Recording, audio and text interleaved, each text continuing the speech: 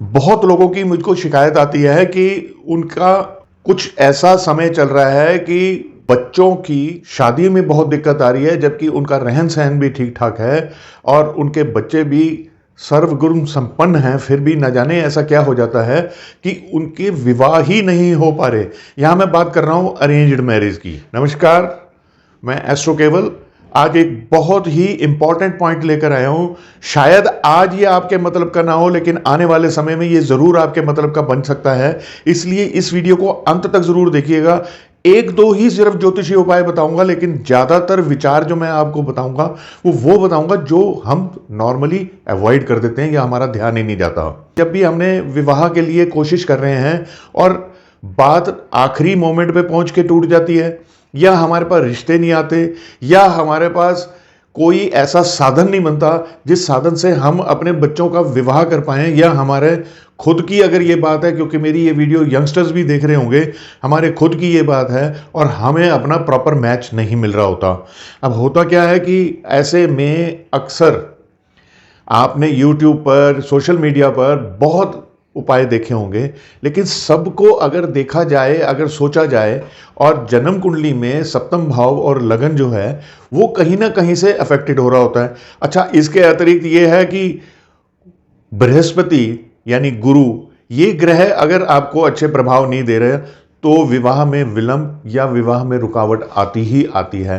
तो ये तो बात निश्चित है कि बृहस्पति अपने पूरे अच्छे प्रभाव नहीं दे रहा, इसी करके विवाह में विलंब हो रहा है या विवाह हो नहीं पा रहा। शनि, राहु, केतु, इनका भी अपना एक रोल जरूर है, लेकिन बृहस्पति, इनका अच्छा होना, शुभ होना बहुत जरूरी है। इसलिए कुछ बृहस्पति के उपाय करने बहुत जरूरी हैं। शनि, राहु, केतु के लिए जन्म कुंडली का पूरा विश्लेषण हुआ जाए तो ज़्यादा बेहतर है, क्योंकि कई बार ऐसा होता है, जैसे मान लिया राहु का उपाय करना है हमने, तो राहु का उपाय के लिए हमारे को चंद्र और मंगल की सहायता लेनी पड़ती है कई बारी, और वो सिर्फ कुंडली को देखकर ही पता लग सकता है कि किस तरीके का उपाय जरूरी है। गुरु के क्या उपाय करा कर जाएं, तो सबसे आसान तो यह है कि बृहस्पति का जो बीज मंत्र है उसका उच्चारण किया जाए, रोजाना उसका पाठ किया जाए। बीज मंत्र आपको मैं स्क्रीन पर दिखा ही रहा हूं, और वैसे भी आप अगर चाहें तो इसे गूगल से डाउनलोड कर लें और उस बीज मंत्र का रोज जाप करा करें। दूसरी चीज़ ये है कि चने की दाल यानी पीली वस्तु कोई ये मंदिर में रख के आया करें, या जब भी आप ईश्वर के दर्शन करने जाएं, जिसको भी आप मानते हैं, तो वहाँ पर आप कुछ पीले फूल ले जाया कीजिए। या जब भी पैसा चढ़ाना हो कोई, जो वहाँ पर हम लोग गुल्लक में डालते हैं, तो उस गुल्लक के अंदर आप कोशिश कीजिए कि वो 5 रुपये का पीला सिक्का है वो ज़रूर डाला कीजिए। माँ कात्यायनी की पूजा करें, शिव परिवार उनके सामने बैठ के थोड़ी सी भगवान शिव की आराधना करें और माँ पार्वती से आशीर्वाद मांगें। अब ये सारे जो उपाय हैं पूजा पाठ से रिलेटेड हैं, लेकिन अब कुछ लोग हैं, जो बच्चे जो हैं आजकल, वो इन उपायों को करने से ज़रा सा कतराते हैं या माँ बाप से तर्क करने लग जाते हैं कि इससे क्या होगा।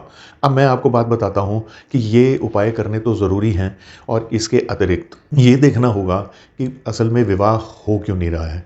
देखिए, बहुत सारी बातें ऐसी होती हैं जो हम लोग अपने जीवन में कभी उसको ढालते ही नहीं हैं, और हम अपना वो वक्त बड़े मज़े से निकाल देते हैं, और यही जो वक्त होता है ये हमारे लिए एक दिन बहुत बड़ा कांटा बन जाता है। बहू ब्याह के घर में आई, कुछ दिन तो सही चला, और उसके बाद बहू ने आस पड़ोस में बातें करनी शुरू कर दी अपनी सास, अपने ससुर, अपने घर, अपने पति के बारे में, या ऐसा ही सास ससुर ने अपने सर्कल में उसकी बुराइयां करनी शुरू कर दी, जिसका कोई फ़ायदा होना नहीं है। लेकिन ये भी उस वक्त भूल जाते हैं कि घर में कुछ बच्चे जवान हो रहे हैं, यानी औलाद आएगी, औलाद बड़ी भी होगी, उन्होंने विवाह भी करना है। अब इतने लंबे का कौन सोचे जी, हम तो अभी अपना मज़ा ले लें। दूसरा, कुछ लोग हैं जिनकी आदतें ख़राब होती हैं, मज़े लेने के लिए या किसी भी कारण से जब कोई विवाह के लिए कोई इंक्वायरी उनके पास आती है या कोई पूछने आता है कि अमुक लड़का कैसा है या लड़की कैसी है, तो चलो सच ही बोल देते हैं, लेकिन विवाह में विघ्न डाल देते हैं। तो ये सारी चीज़ें लौटकर वापस आनी हैं, और जब अपना वक्त आता है तब वो देखते हैं कि हमने किसी का क्या बिगाड़ा है।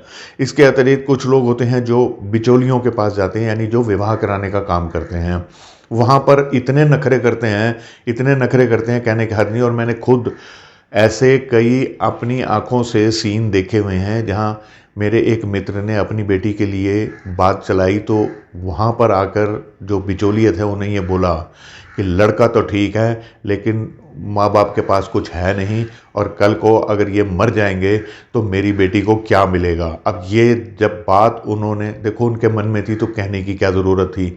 अब उन्होंने ये बात कह दी बिचौलिए को, और बिचौलिए के मन में ये आ गया कि अब मैं इनको सिर्फ वही रिश्ता दिखाऊंगा जहाँ पर कुछ पैसा मिलना हो या पैसे वाले लोग हों।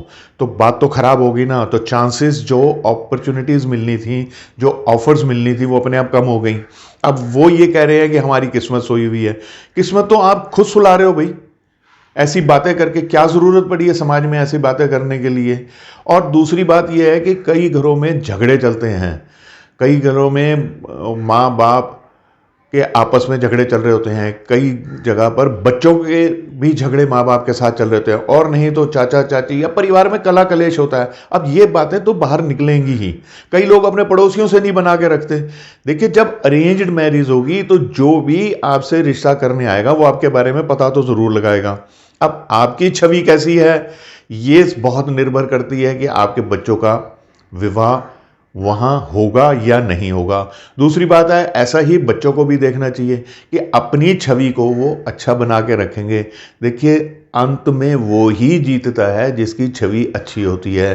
कई लोगों का शौक होता है कि असामाजिक तत्वों के साथ बिना मतलब में कोई काम नहीं, कोई लेना नहीं, दोस्ती बना लेते हैं, उनके साथ पीना खाना कर लेते हैं।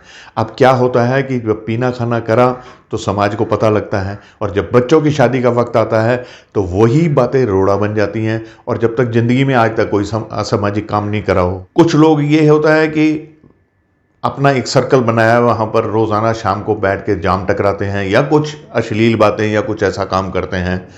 अब क्या होता है कि जब वो उनके बच्चे बड़े होते हैं उस वक्त वही दोस्त जो साथ बैठ के उस चीज में साथ दिया हो जिन्होंने, लेकिन वो कहते हैं कि देखो जी बंदा तो ठीक है लेकिन रोज शाम को इसको दारू चाहिए या जुआ खेलता है या अश्लील बातें करता है। अब कौन अपना बेटा या बेटी उस घर में देगा।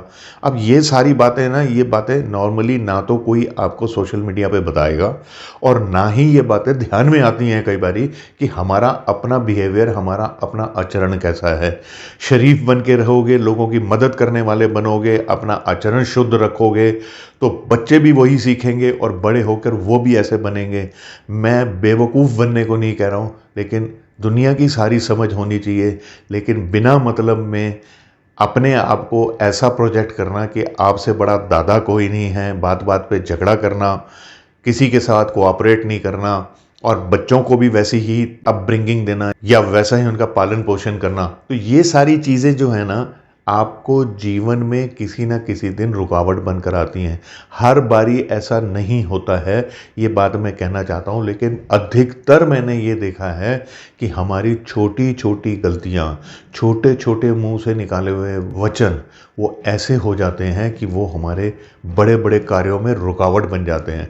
इसलिए धैर्य से सोच समझ के समाज में अपनी इमेज बनाइए, बोल वचन ठीक रखिए और उसके बाद में जो भी आपको ज्योतिषीय उपाय करने हैं वो ज़रूर कीजिए। किसी विद्वान ज्योतिषी से कुंडली का बच्चों का विश्लेषण करवा लीजिए और उससे पहले बच्चों के साथ काउंसलिंग ज़रूर कीजिए कि जो उपाय हैं वो बच्चों ने खुद करने हैं।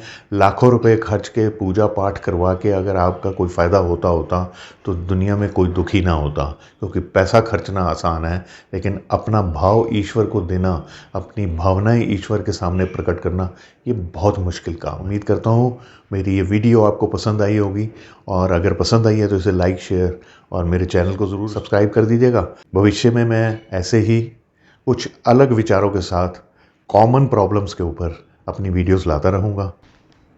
आज्ञा चाहता हूँ। नमस्कार।